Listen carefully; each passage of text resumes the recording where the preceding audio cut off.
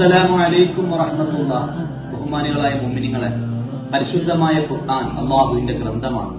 ആരംഭ റസൂലുള്ളാഹി സ്വല്ലല്ലാഹു അലൈഹി വസല്ലമ തങ്ങൾ ഈ ലോകത്ത് നിന്ന് വിട പറയുമ്പോൾ ഞങ്ങളുടെ കൈകളിലേക്ക് ഏൽപ്പിച്ച വളരെ പ്രധാനപ്പെട്ട പരിശുദ്ധമായ ഖുർആൻ. ഖുർആൻ കൊണ്ട് മുഅ്മിനീങ്ങൾക്ക് പരലോകത്ത് രക്ഷപ്പെടാൻ സാധിക്കും. ഖുർആനിലേക്ക് അല്ലാഹു ധാരാളം മഹത്വം കൽപ്പിച്ചിട്ടുണ്ട്. ഖുർആൻ ഓതലും പുണ്യമാണ്, ഓതുന്നത് കേൾക്കലും പുണ്യമുള്ളതാണ്. ഖുർആൻ ചുംബിക്കലും അതിനെ ബഹുമാനിക്കലും ഖുർആനിലേക്ക് നോക്കലും തന്നെ വളരെ പ്രതിഫലമുള്ള ഒരു ഇബാദത്താണ് എന്നാണ് പരിശുദ്ധമായ പഠിപ്പിക്കുന്നത്. റസൂലുള്ളാഹി സ്വല്ലല്ലാഹു അലൈഹി വസല്ലം തങ്ങൾ പറയുന്നുണ്ട്, ഇന്നൽ ഖുർആന യഅതി യൗമൽ ഖിയാമത്തി ശഫീഅൻ ലിഅസ്ഹാബിഹി.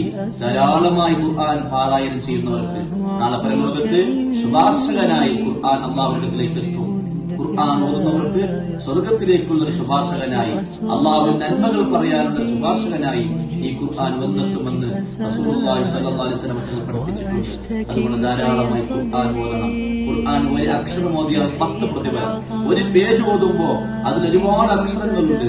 അതിന്റെ കണക്കനുസരിച്ചിട്ട് അള്ളാഹു പ്രതിഫലം തരുന്നുണ്ട്. ഖുർആൻ നമ്മുടെ വീടുകളിലുണ്ട്. എല്ലാവരും ധാരാളമായി ജീവിതത്തിൽ ഖുർആൻ പാരായണം ചെയ്ത് മാസത്തിൽ ഒരു ഖത്തം, അതല്ലെങ്കിൽ ധാരാളം കഴിവിന്റെ പരമാവധി ഖത്തമുകൾ ഓടിച്ചേർത്ത് പരിശുദ്ധമായ ഖുർആനിന്റെ ആളുകളായി നാം മാറണം. അള്ളാഹു അനുഗ്രഹിക്കുമാരാകട്ടെ. എന്റെ വീഡിയോസ് കാണുന്ന എല്ലാ ആളുകളും ഇത് ഷെയർ ചെയ്യണം. മാത്രമല്ല, ആദ്യമായി കാണുന്നവരാണെങ്കിൽ നിങ്ങൾ സബ്സ്ക്രൈബ് ചെയ്യുകയും അതുപോലെ തന്നെ പ്രോത്സാഹിപ്പിക്കണമെന്ന് അറിയിക്കുന്നു. അസ്സലാമു അലൈക്കും വറഹ്മത്തുള്ളാഹി.